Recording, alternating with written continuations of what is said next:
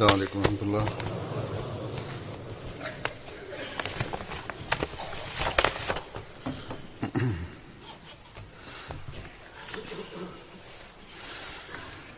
अशहदु अल्ला इलाहा इल्लल्लाह वहदहु ला शरीका लहु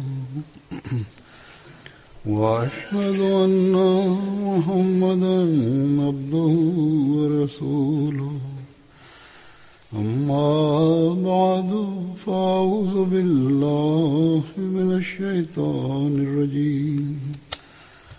बिस्मिल्लाहिर रहमानिर रहीम। अल्हम्दुलिल्लाहि रब्बिल आलमीन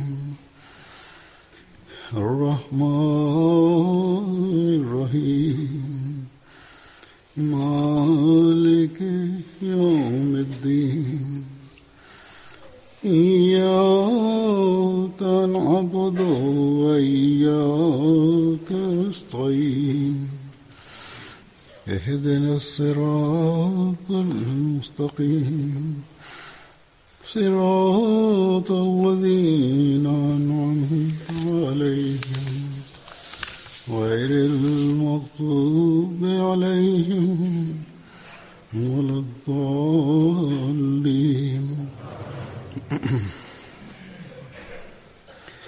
بسم الله الرحمن الرحيم. آمين.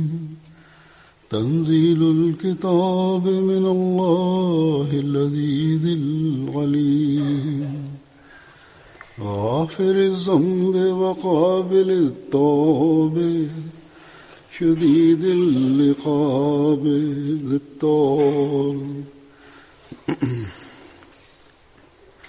لا إله إلا هو إليه المصير.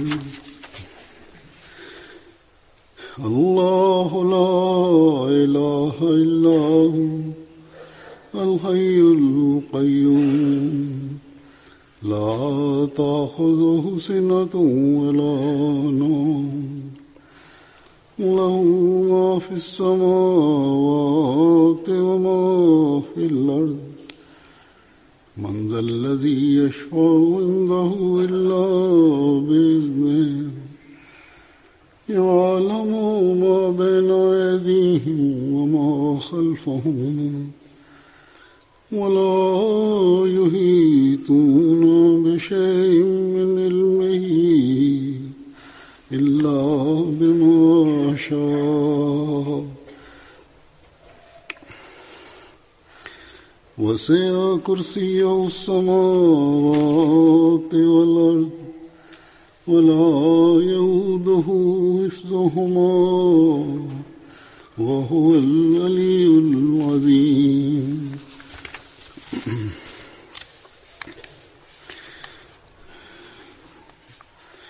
Përkthimi i këtyre ajeteve është: me emrin e Allahut të gjithë mëshirshmit, mëshirbërësit.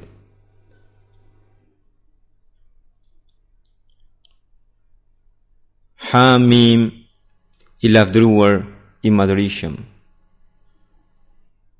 Zbritja e librit është prej Allahut të plotfuqishëm, të gjithdijshmit, falësit të gabimeve, pranuesit të pendesës, të rrept në ndëshkim, bujarit, nuk ka të adhuruar tjetër përveç atij. Tek ai është kthimi.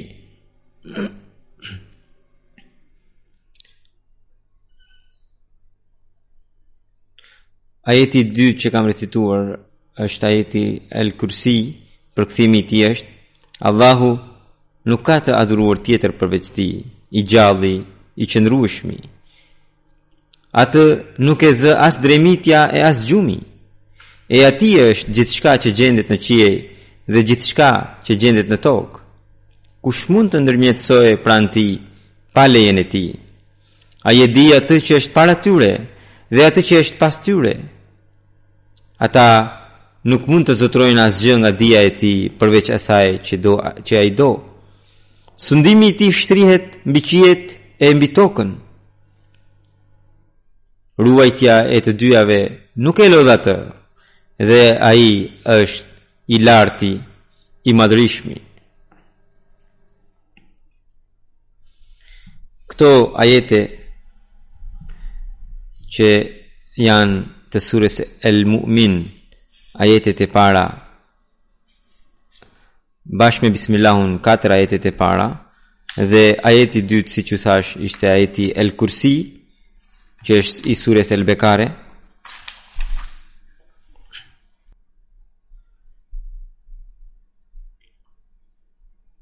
Në këto ajete përmenden disa atribute të Allahut të Madhrishëm. Përmendet madhështia e tij, duke treguar rëndësinë e këtyre ajeteve. Në hadithe thuhet që i dërguari i Allahut sallallahu alaihi wasallam thot, Hazrat Abu Huraira radhiyallahu anhu refen se i dërguari i Allahut sallallahu alaihi wasallam ka thënë që ai që në mëngjes lexon ajetet Hamim el-Mu'min deri tek ilayhi al-masir, pra tek ai është kthimi, dhe më pas edhe ajetun el-Kursi, atëherë nga këto dy ai do të marrë mbrojtje deri në mbrëmje, dhe ai që i lexon këto në mbrëmje, ai do të marrë mbrojtje deri në mëngjes.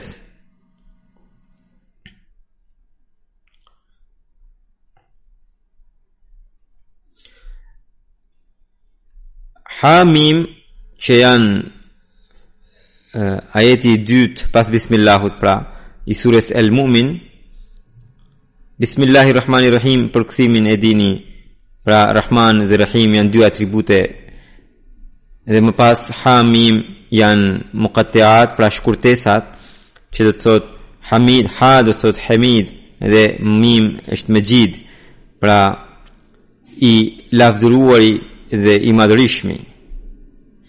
Hamid do të thot ai që është i denjë për të lavdëruar, dhe pikrisht atij i takojnë lavdërimet. Do me thënë, është Zoti i madhrishëm që është qendër e çdo lavdërimi. Duke shpjeguar fjalën hamd, Hazrat Mesiu premtuar alayhi salatu wasalam thot, të jetë qartë që hamd i thon lavdis që bëhet për shkak të një vepre të mirë të dikujt, dhe është lavdia që i takon atij që ka bërë mirësinë me vullnetin e vet. Dhe në të vërtetë Mesiu ibn Islam thot që lavdia e vërtet i takon vetëm atij që është burimi i të gjitha bekimeve, dhe që me vullnetin e tij, me vetëdijen e tij të plot bën një bekim, dhe jo me pa vetëdije ose me zor. Pra i denjë për të lavdëruar është ai që kur bën një mirësi nuk e bën për shkak të ndonjë zori apo ndonjë vështirësie, por e bën me vullnetin e tij, dhe këtë gjë ai ka aftësi të bëjë vazhdimisht. Dhe këtë aftësi, pra kjo veti është vetëm e Zotit të Madhrishëm. Prandaj të gjitha mirësitë janë prej atij, edhe të gjitha lavdërimet i takojnë atij, edhe në këtë botë, edhe në botën vijuese. Dhe çdo lavdi që i bëhet tjetër kujt përveç atij, në fakt e ka burimin po tek ai, pra po tek Zoti i Madhrishëm. Kështu që një gjë që Zoti i bën mirësi dikujt, edhe kjo gjë e bën të lavdishëm atë njeri, edhe kjo lavdi në fakt i takon Zotit, sepse Zoti i ka dhënë mirësi, Zoti i ka dhënë aftësi që ai person të veprojë në këtë mënyrë.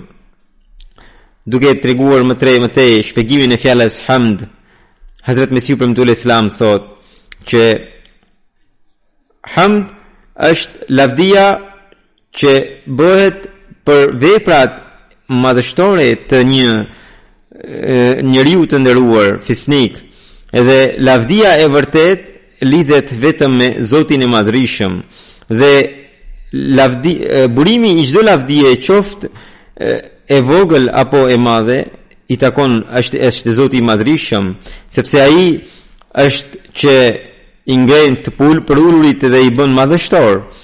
Është ai që është i lavdëruar i të lavdëruarve. Domethënë ne lavdërojmë disa njerëz, edhe lavdërimet e tyre i takojnë Zotit. Duke i shpjeguar fjalën hamd më tutje, Hazrat Mesih Premtu alayhi salatu wasalam thot që edhe një gjë që tregon fjala hamd është që Zoti i Madhërisëm thot se o robrit e mi, më njihni mua përmes atributeve të mia dhe më njihni përmes përsosmërimeve të mia. Nuk jam nga ata që janë të mangët, por lavdia ime është më e larta se sa çdo lavdi tjetër. Dhe ju nuk mund të gjeni në një qenie të lavdishme në qiell edhe në tokë, lavdi e cila që nuk gjendet tek unë. Dhe nëse dëshironi do të numroni atributet e mia të lavdishme, nuk mund t'i numroni dot. Edhe sikur të mblidhni të gjitha forcat, edhe sikur të mundoheni deri në fund, mendojini mirë, a gjeni në një lavdi që nuk gjendet tek unë? A gjeni në një vepër që të lavdishme që është larg meje? Nëse ju e mendoni kështu, atëherë nuk më keni njohur mua dhe ju jeni të verbër. Pra, çdo lavdi i përshtatet Zotit të Madhërisëm. Mesih Premtu Islam vijon që Zoti i Madhërisëm na thotë që unë njihem përmes atributeve të mia dhe shiu im njihet përmes reve të bekimeve të mia. Andaj, ata që më kanë njohur si të përsosur dhe të mbushur me çdo lavdi, dhe çdo herë kur pa në një përsosmëri dhe në një madhështi, më referuan mua dhe më ngjiten mua, atëherë ata më kanë njohur. Dhe pra të tillët janë ata që e ndjekin rrugën e njohjes sime. E vërteta do të jetë me ta dhe ata do të jenë të suksesshëm. Pra, Mesih Premtu Islam thot, Zoti ju dhën shëndet, ngrihuni dhe kërkoni atributet e Zotit të Madhërisëm dhe si të mençur thellohuni, përsjatini atributet e Zotit të Madhërisëm. Sepse nëse do ta kuptoni lavdin e Allahut, atëherë do të kuptoni të gjitha atributet e tjera. Thot Mesih Premtu Islam, kontrollojini mirë dhe vështroni në çdo aspekt të përsosmërisë së Zotit. Dhe në këtë botë kërkojini atë sikur kërkon një i etur ujin, ose ai që ndjek dëshirat e veta, ju t'i ndiqni atributet e Zotit, që ta njihni Zotin e Madhërisëm.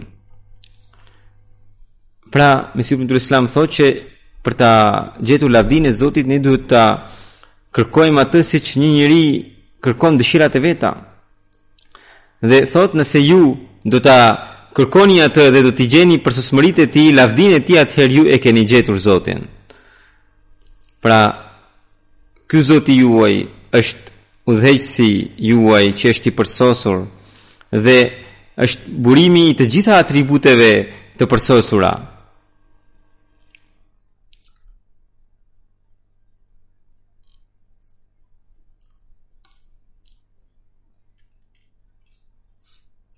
Andaj, pra kjo është bot kuptimi i se si duhet të kuptojmë lavdinë e Zotit. Këtë duhet ta kemi parasysh në mënyrë që të njohim edhe atributet e tjera. Më pas Allahu thot në këto ajete, ai është i madhërisëm. Çfarë do të thot mejd? Mejd pra madhëri nuk është sikur ajo që gjendet tek robrit. Pra ne themi për një njeri që është i moshuar thot është i madh. Nuk është në këtë kuptim madhëria e Zotit. Por madhëria e tij do të thotë që ai është i madhërisëm aq sa që askush nuk mund të matet me të. Ai që nuk ka asnjë kufi për bekimin e vet, kur ai vjen për të dhënë, mund të jap pafund, pa lodhur. Kështu që këtë kuptim të madhërishmit ne duhet ta kemi parasysh. Së pari duhet ta kemi të qartë fjalën hamd dhe pastaj fjalën Majid, pra i madhërishëm. Pastaj Allahu thotë se ai është i aziz, pra i plotfuqishëm. Ai është i plotfuqishëm, burimi i fuqisë i të gjitha fuqive. Askush nuk mund ta mundë atë. Të gjitha nderimet i takojnë atij. Ai mbizotron çdo gjë dhe askush nuk mund të bëhet si ai. Ky është kuptimi i fjalës aziz. Pastaj Allahu thot ai është alim, pra është i gjithdijshëm. Ai është i gjithdijshëm i edhe asaj që ka ndodhur dhe edhe i asaj që nuk ka ndodhur dhe që do të ndodhë në të ardhmen. Asgjë nuk është e fshehur nga ai. Ky është Zoti i cili zbriti librin, pra Kuranin famëlar dhe shariatin e fundit. Një libër që mblodhi të gjitha dijet e kohrave dhe tani çdo fitore dhe çdo fuqi do të merret duke zbatuar këtë libër. Më pas Allahu thotë se ai është Ghafiru Dhanb, falsi i gabimit.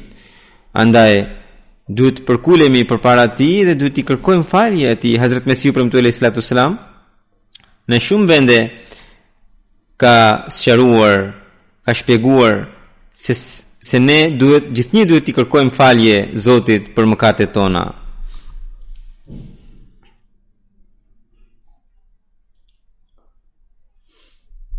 Mesiu premtoi alayhi salam thot, drita që jepet njeriu është e përkohshme. Do të thënë, çdo dritë shpirtërore që merr njeriu është e përkohshme. Për ta mbajtur atë gjithnjë me vete, ka nevojë për istighfar, pra që ti kërkojmë falje Allahut. Ai thot, edhe profetët që kërkojnë falje, ky është qëllimi, sepse ata e dinë dhe ata gjithnjë janë të shqetësuar që drita që ju është dhënë atyre të mos merret mbrapsht. Dhe ky është kuptimi i istighfarit, që dritën që e kemi aktualisht ta kemi të ruajtur edhe ta marrim shtesë edhe për të ardhmen. Pra, për të kërkuar këtë dritë kemi edhe mjetin, namazin e 5 vakteve. Sepse edhe gjatë namazit njeriu pendohet dhe i kërkon falje e Allahut. Mesiu premtoi Islam vion që në mënyrë që çdo ditë njeriu sa të ketë mundësi të kërkojë falje e Allahut. Ai që është i mençur kupton që namazi është një miraj dhe namazi është ajo lutje e mbushur me përgjërime që e shpëton zemrën e sëmur dhe e liron të burgosurin.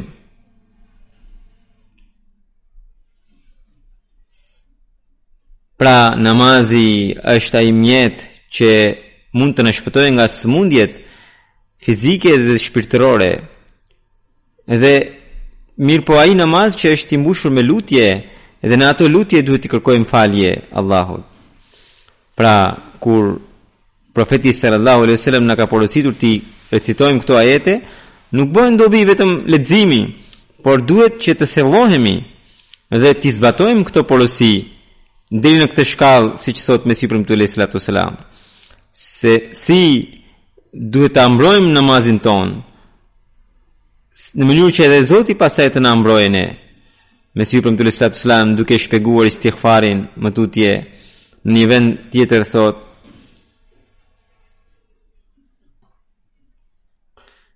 istighfar do të thot që njeriu të mos bëjë ndonjë gjuna dhe njeriu të kërkojë Zotit që të mos shkaktohet forca që shkakton mëkatin. Pra të mos përfshihet në vendet dhe në elementet që shkaktojnë mëkatin. Profetët janë të pafajshëm, por ata kërkojnë falje e Zotit në mënyrë që në të ardhmen të mos bëjnë ndonjë mëkat.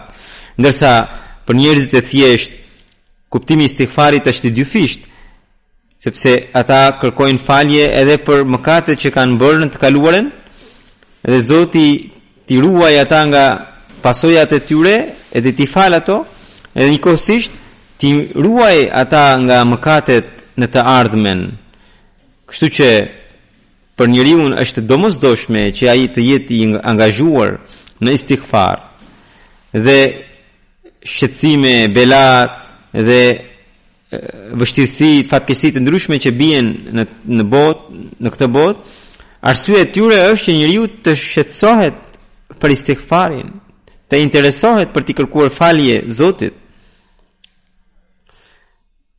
Por istighfar nuk do të thotë që të thuash vetëm astaghfirullah, astaghfirullah. Në fakt, nga që kjo ishte një gjuhë e huaj, edhe në vendin ton njerëzit nuk e kanë kuptuar. Arabët në atë kohë e kuptonin shumë mirë, por në vendin ton shumë njerëz nuk e kanë kuptuar. Shumë njerëz thonë për shembull që ne kemi thënë astaghfirullah 10 herë, 100 herë, kemi thënë tasbih 100 herë, 1000 herë. Por kur i pyet se çka do të thotë istighfar, mbeten të shtangur. Njeriu duhet që në zemër vazhdimisht i kërkoj falje Allahut për ato mëkate që ai ka bërë, dhe t'i kërkoj Zotit që të ruhet nga pasojat e tyre, dhe t'i kërkoj ndihmë edhe për të ardhmen që Zoti ta ruaj nga mëkatet. Mbajini mend, fjalët nuk ju bëjnë dobi. Mund të bëni istighfar edhe në gjuhën tuaj, që Zoti t'ju fal nga mëkatet e vjetra dhe ju mbrojë nga mëkatet e ardhshme. Ky është istighfari i vërtet. Nuk ka nevojë që thjesht të thoni astaghfirullah, astaghfirullah, ndërsa zemra të mos e ndjej fare. Derisa zemra nuk shqetësohet dhe nuk pushtohet nga madhështia e Zotit, fjalët tuaja nuk kanë asnjë vlerë. Mbajini mend, Zotit i shkon vetëm ajo fjalë e cila buron nga zemra. Prandaj në gjuhën tuaj duhet të luteni shumë. Kjo e ndikon zemrën. Gjuha thjesht e dëshmon zemrën. Nëse zemra do të ketë dallgëzim, gjuha vetvetiu do të shprehet. Lutjet e zemrës janë ato që janë të vërteta. Kur njeriu në zemrën e tij vazhdimisht i lutet Zotit të Madhërisëm përpara se ta godasë atë në një fatkeqësi dhe i kërkon edhe falje, Zoti mëshirbërës dhe bujar ja largon fatkeqësinë. Por në kohën kur të ketë rënë fatkeqësia, nuk e largon dot atë. Pra, lutjet duhet t'i bëjmë përpara se të bjerë në një fatkeqësi. Edhe Mesiu premtu Islam thotë se Zoti bujar i largon fatkeqësinë. Ai thotë, xhamati ynë duhet të tregojë diçka dalluese nga të tjerët. Thotë, nëse një njeri bën bejtin dhe nuk sjell asnjë ndryshim në veten e tij, madje mbetet i njëjtë edhe me bashorten dhe njësoj sillet me të afërmit dhe fëmijët, nuk është gjë e mirë. Nëse sjellja është po aq e vrazhd, siç ka qenë para bejtit, çfarë dobi e ka bejti?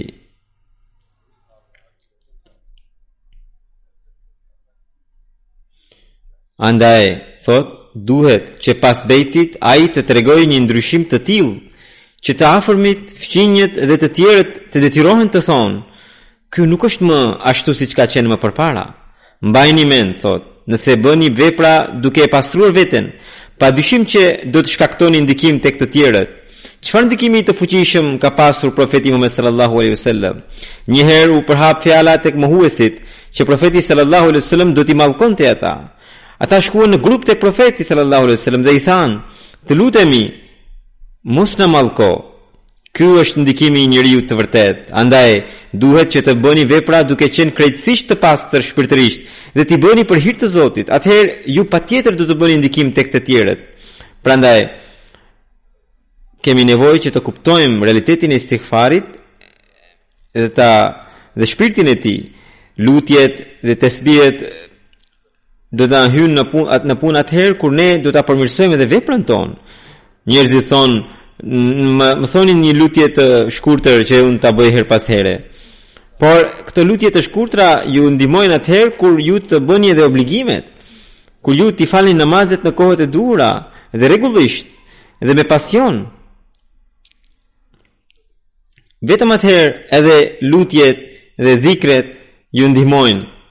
Pastaj një tjetër atribut i Allahut që përmendet këtu është dhit taul.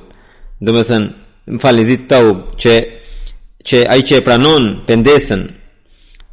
Tauba do të thotë që njeriu të pendohet për mëkatet e tij dhe të kthehet tek Allahu. Dhe atëherë kur njeriu me këtë betim paraqitet pranë Allahut dhe thotë se nuk do të bëjë më mëkat në të ardhmen dhe do të përpiqet maksimalisht për të shpëtuar nga ato, atëherë Zoti duke ja parë vullnetin ja fal mëkatet dhe ja pranon pendesën. Hazrat Mesiu premtuar alayhi salatu wasalam në një vend thot për këtë, thot, cila është ajo ditë që është më e mirë dhe më e bekuar se sa ditët e Bajramit ose dita e së Xumas? Unë ju tregoj, ajo është dita e pendimit të njeriu, e cila është më e mirë se të gjitha këto ditë dhe është më e mirë se të gjitha Bajramet. Përse?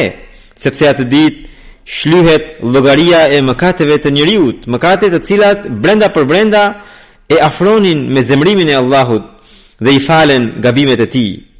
Vërtet, cila mund të jetë dita më e lumtur dhe më e gëzuar për njeriu se ajo ditë që e çliron nga xhehenemi i përjetshëm dhe nga zemrimi i Allahut. Mëkatari i penduar që deri më parë qëndronte larg Zotit dhe që do të bëhe shënjestër e zemrimit të tij, tani më po me bekimin e tij afrohet atij dhe largohet prej xhehenemit dhe ndëshkimit të tij. Siç Allahu i lartësuar thot, inna Allaha yuhibbu at-tawwabina wa yuhibbu al-mutatahhirin. Sigurisht Allahu i do të penduarit dhe i do të pastruarit. Mesiu premtuar selam vion, ky ajet tregon që Allahu jo vetëm që i do të penduarit, por gjithashtu se pendesa e vërtet është e kushtëzuar nga pastërtia e vërtet. Largimi, pra pendesa e vërtet është ajo që vjen me pastërtinë e vërtet.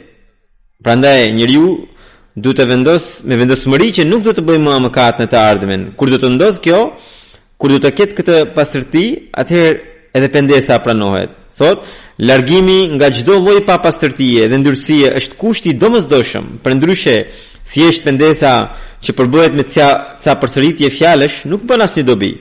Prandaj, nëse në një ditë të tillë e aq të bekuar në të cilën njeriu duke u penduar për veprat e tij të këqija bie në pajtim me Zotin e tij dhe u nënshtrohet urdhrave të tij, atëherë nuk ka dyshim se ai do ta shpëtojë atë nga ndëshkimi që u përgatit për shkak të mëkateve të tij. Kështu që mëkatari e arrin atë shpresa e të cilit sikur ishte shuar fare.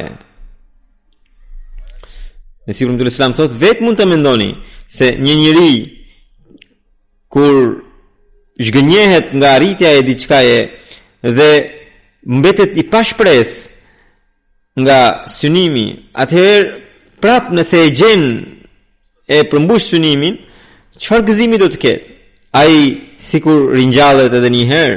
Prandaj në hadithet dhe në librat e mëparshëm përmendet që kur njeriu shkëputet nga largohet nga humnera e mëkatit dhe pendohet dhe fiton një jetë të re, Zoti gëzohet shumë nga jeta e tij. Në të vërtetë, gëzimi i vërtetë është pikërisht ky, që njeriu të ishte i kanosur nga vdekja e mëkateve dhe zemrimi i Allahut ishte gati ta glabëronte atë, por ai papritmas diferencohet, distancohet nga ato dhe vjen në te pragu i Allahut. Ajo është gëzimi dita e gëzimit të Allahut dhe të engjëve, sepse Allahu nuk do që asnjë rob i tij të shkatërrohet. Ai do që robi i tij, edhe sikur të bëjë ndonjë mëkat, ai të pendohet dhe të hyjë në paqe. Prandaj, mbajini mend, dita kur njeriu pendohet nga mëkatet e tij është një ditë shumë e bekuar. Dhe është dita më e bukur se sa çdo ditë tjetër, sepse njeriu fiton një jetë të re dhe njeriu i afrohet Zotit. Andaj ajo ditë në të cilën thot shumë prej jush keni bërë bejtin, pra ishte bejti, disa njerëz kishin bërë bejt, duke thënë se sot do të pastrojmë nga të gjitha mëkatet dhe të mundohem të ruhem nga ato maksimalisht në të ardhmen, me premtimin e Zotit unë jam i bindur që çdo kush që ka bërë bejtin pendesën me sinqeritet të plot, atij i falen mëkatet e mëparshme, dhe ai është sikur ajo thonja e Zotit, at-taibu min adh-dhanbi kaman la dhanba lahu, që ai sikur nuk kishte bërë mëkat asnjëherë. Po, ju them edhe një herë që kushti është të hidhni hapin drejt pastërtisë së vërtetë dhe pendesës së vërtetë. Dhe pendesa juaj të mos jetë thjesht fjalë goje, por të jetë e shoqëruar me vepra, sepse nuk është e vogël që t'i falen dikujt mëkatet, por është një gjë shumë e madhe. Shikoni, edhe mes njerëzve kur dikush bën në një gabim, krijohet një hasmëri dhe e cila vijon deri te breza. Por Zoti i Madhrishëm është shumë bujar. Ai nuk është zemërgur sikur njeriu që për shkak të një gabimi e ndjek njeriu deri në breza. Jo, ai Zot është kaq bujar saqë me një fjalë të sinqert ai mund t'i falë mëkatet e 70 vjeçare. Mos mendoni që falja e gabimeve nuk ka ndonjë dobi. Falja e gabimeve nga Zoti në të vërtetë është shumë dobi prurse. Dhe këtë e kuptojnë ata që janë penduar sinqerisht me zemër të pastër. Pra, kjo është pendesa e vërtetë që sjell mbrojtjen. Nëse nuk është kjo, atëherë Allahu thotë se ai është edhe shadidul iqab, që është i rrept në ndëshkim.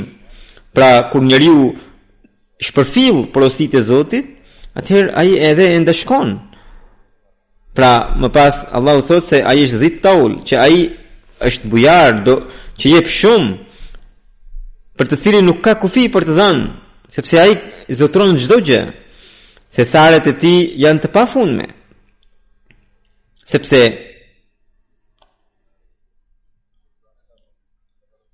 Allahu i Madhrishëm thot: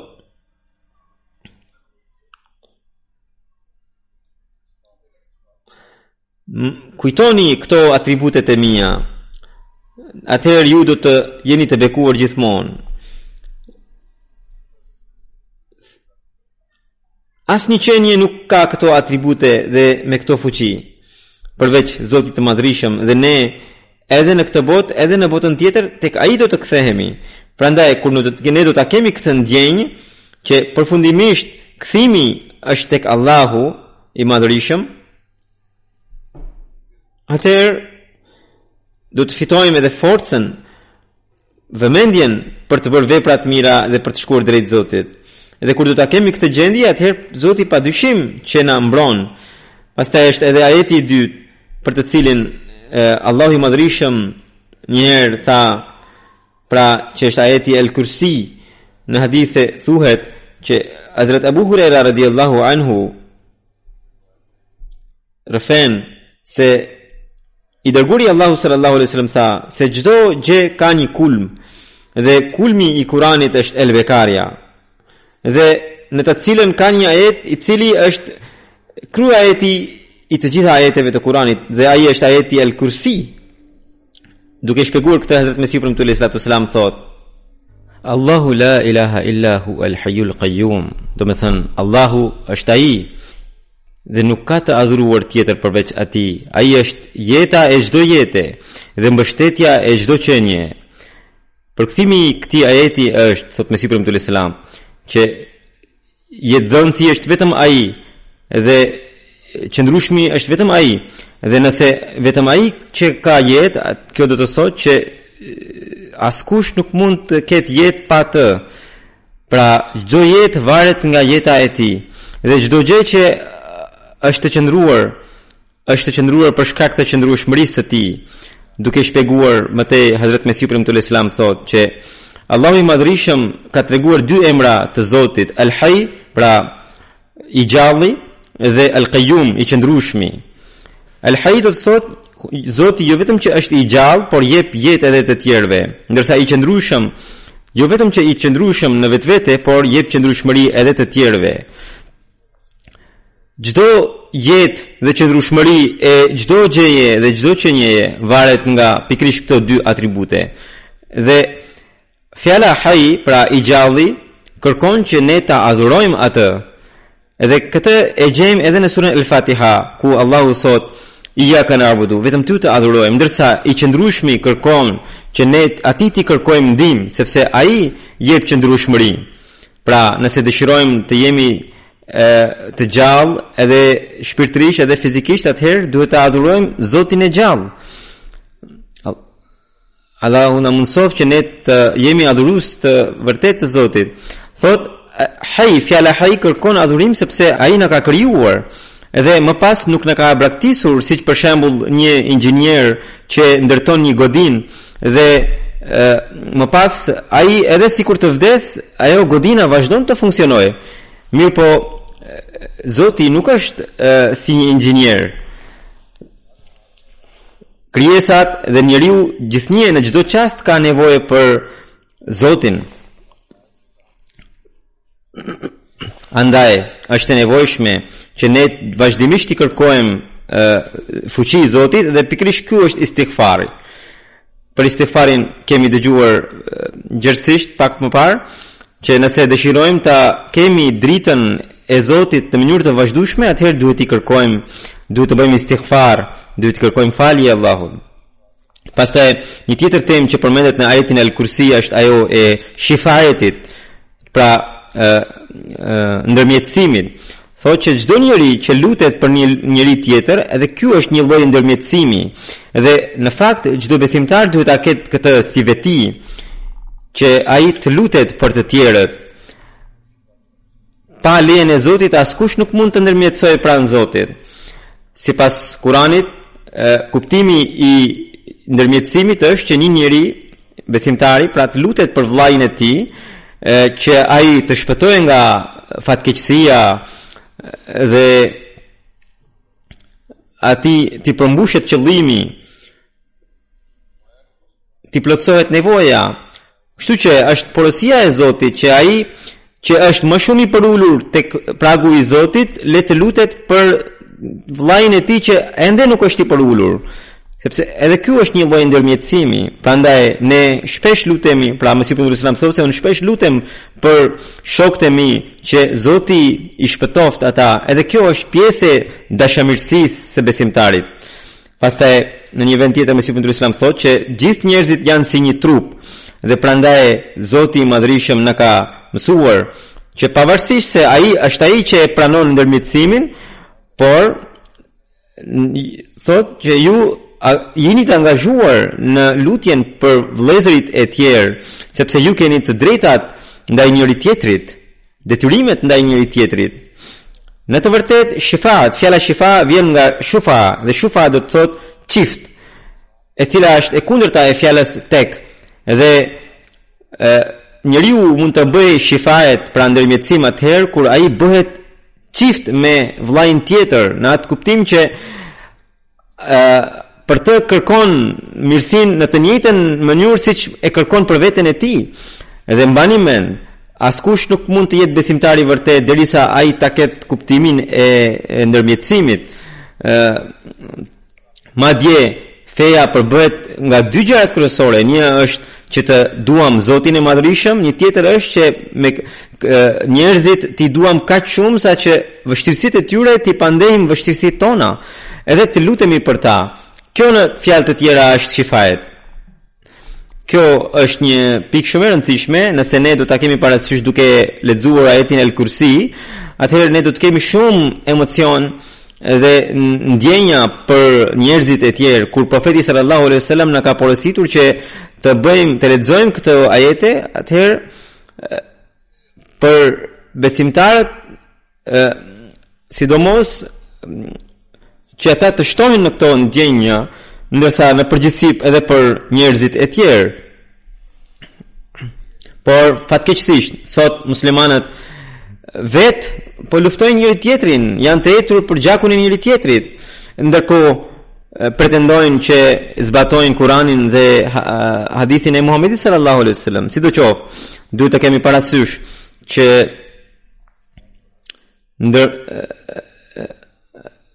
ndërmjetësimi i vërtet i takon sipas Zotit të Madhërisëm profetit Muhammed sallallahu alaihi wasallam, dhe edhe këtë duke e treguar këtë gjë Hazrat Mesihu premtuar alayhi salatu wasalam thotë që ndërmjetësuesi i botës tjetër do të jetë ai që ka sjell shembull të ndërmjetësimit edhe në këtë botë. Sepse kështu thuhet për profetin sallallahu alaihi wasallam që ai do të ndërmjetësojë.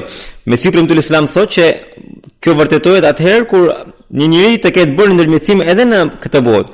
Nëse shikojmë me këtë kriter, shikojmë Musain alayhi salatu wasalam, që sepse ai shumë herë ka larguar ndëshkim nga bijtë e Izraelit, dhe për këtë arsye ai do të bëjë ndërmjetësim edhe në botën tjetër. E njëjta gjë ndodhi edhe me profetin Muhammed sallallahu alaihi wasallam, sepse ai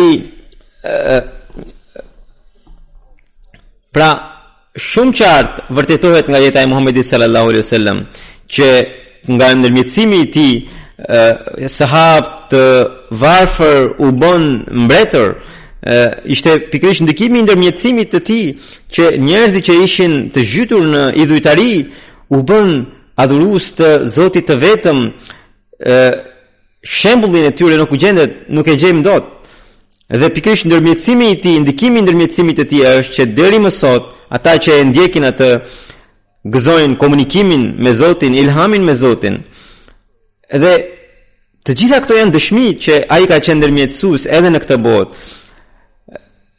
Ndikimi i profetit Muhammed sallallahu alaihi wasallam i ndërmjetësimit të tij është kaq i madh sa që ne, thot Mesihu sallallahu alaihi wasallam për veten e tij, që unë çdo gjë kam fituar përmes atij, edhe ato gjëra që kundërshtarët e mi nuk e fitojnë dot. Nëse do të vinë kundërshtarët e mi me sinqeritet të plot pranë meje, për pak ditë mund të zgjidhet çështja. Duke treguar një pjesë tjetër të këtij ajeti, pra Allahu është i madhërisht, siç thot në Kurani në këtë ajet, dhe ai është krijuesi i qiejve dhe të tokës. Edhe Mesihu sallallahu alaihi wasallam shpjegon që madhështia e tij i takon atij niveli që askush nuk e rrok dot. Asgjë nuk është larg ose jashtë rrethit të tij, të madhështisë së tij pra. Pra ai është Ali dhe Azim, i lartësuari dhe madhështori. Mesihu premtuar Islam thot që fjala Azim gjithashtu do të thotë që ai ka rrethuar çdo gjë. Asgjë nuk është jashtë rrethit të tij. Kjo është madhështia e tij.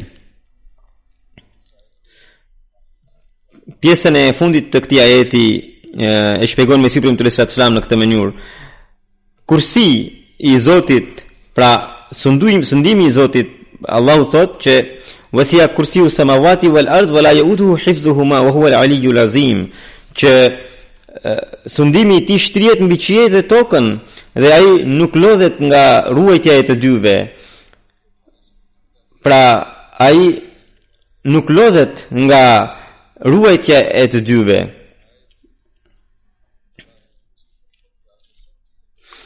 Madhështia e tij është e tillë që çdo gjë përpara saj është hiç. E kjo ajet tregon që qiejt dhe tokën, gjithçka është nën kontrollin e Zotit të Madhërisëm. Ky është ai Zot madhështor që nuk ka kufi për madhështinë e tij. Ai ka rrethuar çdo gjë.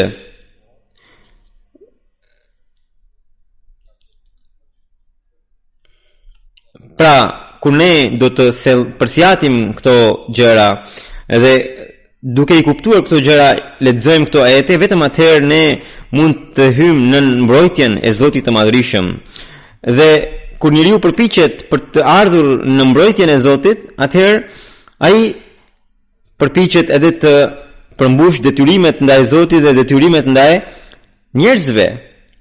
Dhe kur përmbushen këto detyra, atëherë edhe Zoti i Madhërisëm e mbron njeriu. Kjo është ajo temë të cilën ne duhet ta kemi parasysh dhe pikërisht për këtë arsye i dërguari Allahu sallallahu alaihi wasallam na ka porositur që ne të lexojmë këto ajete dhe thotë që ai që i lexon këto ajete do të jetë në mbrojtjen e Zotit. Edhe e kemi kuptuar që nuk është e mjaftueshme thjesht të lexojmë, por të thellohemi në kuptimet e tyre që na ka shpjeguar i dërguari Allahu sallallahu alaihi wasallam. Pra, në rast par Kurani famlar në vendet e ndryshme, i dërguari Allahu sallallahu alaihi wasallam dhe më pas edhe Mesiu premtues sallallahu alaihi wasallam e ka shpjeguar më gjerësisht këtë temë. Nëse ne do t'i kemi këto gjëra, atëherë me bekimin e Zotit njeriu do të jetë nën mbrojtjen e Allahut. Allahu na mundsof që ne të kalojmë jetën sipas këtyre parimeve. Pas namazit do të udhëheq një gjenaze ghaib, e cila është e zonjës Abeda Begum, bashortja e profesor Abdul Qadir Dahri, që ishte nga Nawabsha, Pakistanit, me 22 janar në moshën 75 vjeçare ndroi jetën në lillahi wa inna ilaihi raji'un. I ati i saj ishte Niaz Muhammad Khan Sahib, që ishte oficer në shtet, krye komisioner në Pakistanin lindore, mirë po nuk ishte Ahmedian, kurse e ama ishte Ahmediane, e cila bori bejtin në 1963, edhe në fëmijët e saj, pikrisht e ndjera bori bejtin në vitin 1963, më pas bori edhe vasiatin, pra testamentin. Hazrat Kalifi i trejt e martoi të ndjerën me profesor Abdul Qadir Dahri Sahibin, edhe nga këta ta kanë 5 vajza dhe një djalë. Ajo ka qenë kryetare e Lajnas, pra kryetare e grave të xhamatit në Nawabsha, dhe për vite me radhë ka shërbyer dhe ka bërë takime edhe në fshatra të thella, ka udhëtuar, edhe pse vinte nga një familje e pasur, por jeta e saj ka qenë jashtëzakonisht modeste, qëndronte mes të varfërve duke i ndihmuar, shkonte larg për të bërë tabligh, ishte shumë e pacionuar pas tablighut. Ajo vetë rreth 17 gra kishte bërë të pranonin xhamatin, mësonte Kur'anin fëmijëve që ishin afër shtëpisë së saj. Bashorti i saj ka pasur bekimin e Zotit që të përkthente Kur'anin famlar në gjuhën Sindhi. Ai ka qenë edhe amiri i provincës, amiri i Nawabshas. E tani aktualisht djali i tyre është amir, pra i provincës. Ata shkolluan fëmijët. E ndjera ishte shumë guximtare, e thjesht shumë dashamirëse, besnike, dhe e donte shumë xhamatin, kalifatin. djali i saj shkruan që ajo merrte udhëzim nga kalifi i kohës në çdo çështje, madje thot para 2 vitesh kur ajo ka qenë shumë sëmur, pati një plag në këmbë, një plag kaq të madhe për shkak të sheqerit, mjekët thanë se duhet të pritet këmba. Mirë po ajo tha se derisa nuk marr leje nga kalifi i kohës nuk e bëj operacionin. Kështu që dërgoi letër derisa nuk erdhi, nuk ka shkuar letra ime, ajo nuk e ka bërë operacionin. Edhe e duroi dhimbjet, dhe kur unë ja dërgova letrën, më pas ajo tha se tani bëni çfarë të doni. Kaq e qëndrueshme ishte në bejt, sa që vetëm ajo dhe e ama ishin ahmediane, dhe pasi ndroi jetë e ama, vëllezërit e saj e varrosën në një varez me jo ahmedianët. Ndërkohë ajo kishte bërë testamentin, kështu që e ndjera shkoi në varez edhe e mori, e zhvarrosi, pra e mori kufomën e së amës edhe e solli në Rabba dhe e varrosi në Behshti Makbera të Rabbas. Çdo vit merrte pjesë në Gjelselanën e Kadianit dhe të Anglisë. Hazrat Kalifi i 4 në lidhje me të njëherë i tha të birit të saj, tha që a e dini që nëna juaj është një shpat për Ahmediatin. Pra në 85-ën kur me urdhrin e diktatorit po fshihe shahadeti nga çdo xhamit edhe nga xhamit edhe shtëpitë e xhamatit, ishte ajo që dhe kalifi i kohës kishte bërë thirrje që të gjitha ahmedianët të shkruanin shahadetin në shtëpitë e tyre. Ajo ishte një grua prapse prap, mori shkallët, u ngjit në shtëpi, në sipër shtëpisë, domethënë e ka shkruar shahadetin. Edhe në fund të jetës së tij, kur merrte frymat e fundit, kishte ca parat në dorë, i dha të birit, duke thënë se paguaj çandat e Vakfe Jadidit dhe Tehrike Jadidit. Ajo bëri përpjekje që çdo shtëpi të kishte saq, në mënyrë që të kishte kanalin MTA, dhe kishte organizuar në atë mënyrë sa që gratë mblidhinin lekët edhe në çdo muaj bënin short, edhe ati që i dilte shorti në shtëpinë e saj vendose saçi. Dhëndri i tij që është Ahsan Imran Sahibi, General Secretary në Australi, thotë që e ndjera ishte shumë guximtare dhe gjithnjë ishte e gatshme për të bërë sakrifica. Recitonte Kuranin vazhdimisht edhe hutbet dëgjonte me rregullsi. Ajo edhe pse nuk dinte as gjuhën sindhi dhe as gjuhën urdu siç duhej, prapse prap ishte ambientuar në këtë shoqëri. Ajo nga që kishte bërë shkollë në shkollat angleze, e dinte shumë mirë anglishtën.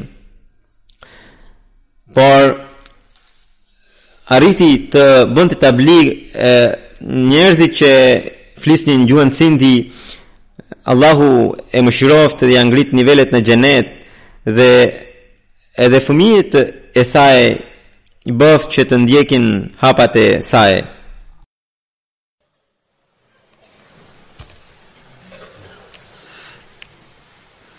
Alhamdulillah nahmaduhu wa nasta'inuhu wa nastaghfiruh wa nu'minu bihi wa natawakkalu alayhi wa na'udhu billahi min shururi anfusina wa min sayyiati a'malina. من يهده الله فلا مضل له ومن يضلل فلا هادي له ونشهد أن لا إله إلا الله ونشهد أن محمدا عبده ورسوله.